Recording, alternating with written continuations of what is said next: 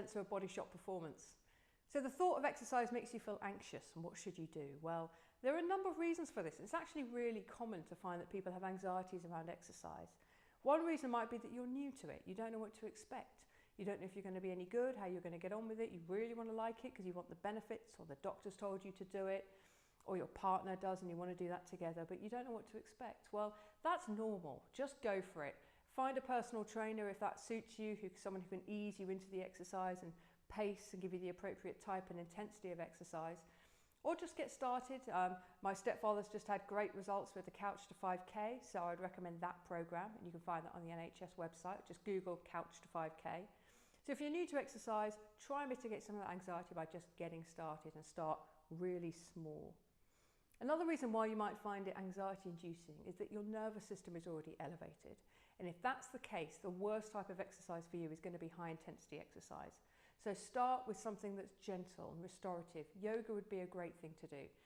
Light jogging would be another. Perhaps a sport that's not super high intensity, an easy game of tennis, for example, where you've also got some social element, where you've got somebody at the other side of the court and then you have a drink afterwards, perhaps.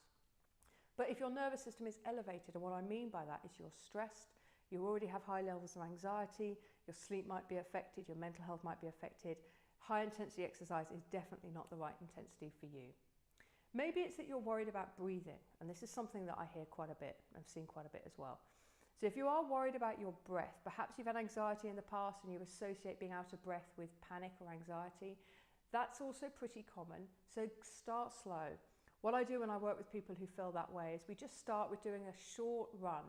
Get used to having your breathing elevated, get used to breathing yourself back into a relaxed state, and then increase the periods of time that you're elevating your breath for.